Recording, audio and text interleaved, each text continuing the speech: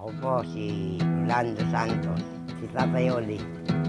Ako po ang sapatero ng Marikina. Pride ng Marikina.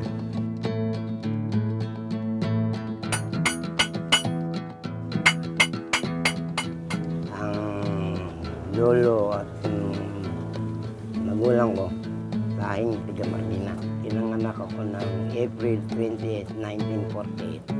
Ang tatay ko gumagawa ng sapatos. Medyo nag-helper ako sa tatay ko.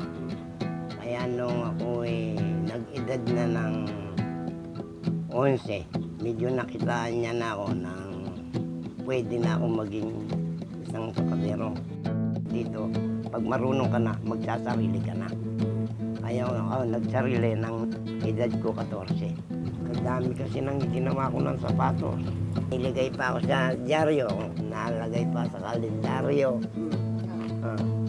Talagang kung mga kilala ako, mahirap magyabang. Hindi magaling-galing gumawa. Sinusugod talaga ako pati sa gobyerno natin. Ang totoo niyan, nag-iisa ako . Yung iba, sasabihin, kahit kailan, kahit basta kamay mo lang ang gagawa niyan, kahit ilang taon abutin yan, pwede.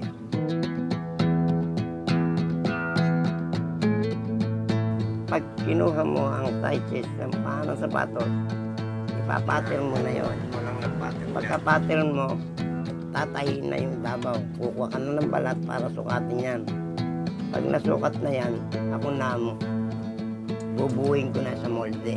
Doon sa paglalapat kasi, yung pagpoporma, bihira kasi ang makapagpapaganda ng isang sapatero doon sa pagpoporma ng sapatos. Meron lumalabas yan ng tabingi, merong hindi ayos. Ang batak, merong batak na malakas, may batak na mahina. Isa pa, yung paghiwa ng balat, talagang medyo may kahirapan yun. Yung ganito, talagang mahirap na matigas. Pagkatapos, ipoporma mo pa siya. Yung swelas na yun, akong lahat na magpoporma nun. Akong lahat na magpapakinis nun. Lahat na ako. Hanggang siyang matapos at lalagyan niya ng taong. Ang produkto ng sapatos dito, nawawala na ng ibig sabihin. Nung araw napakaganda ng takbo ng sapatos dito. Ewan ko kung bakit nagaganon. Bumaksak ang sapatos. Kami naman manggagawa, hindi naman talaga nagbago ng paggawa. Napakarami namin sapatero na dapat manggawaan, hindi nanggagawa, nagbobote. Yung iba naman, ng sapatero rin, pero nangangalakal. Kaya inisikap ko noon pa na isang ang sapatos, umangat.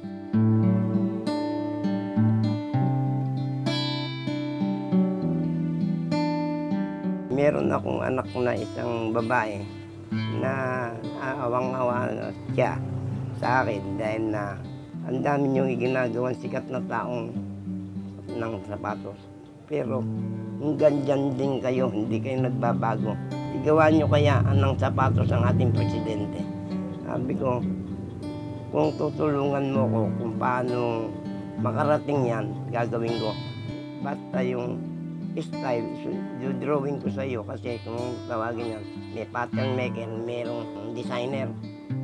Siyempre, dinesign ko muna sa isang karton yun. Kaya nakita niyo mayroong hindi ginawa ko. Pinakita ko sa kanya. Sabi niya, kayo designer, kayo padronista, kayo gagawa. Tuloy niyo na yan. At ako ang gagawa na lang ng paraan paano makarating sa presidente. Habang siya nagsasalita sa TV, pinag-aaralan ko, alam mo naman, siyempre, laging kamay lang ang nakikita kadalasan.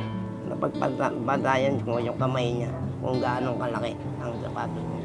Yun lang naisipan namin mag-ina na talagang igawa namin ng presidente at kami bigyan niya ng pagkakataon na magkaroon ng magandang anak buhay.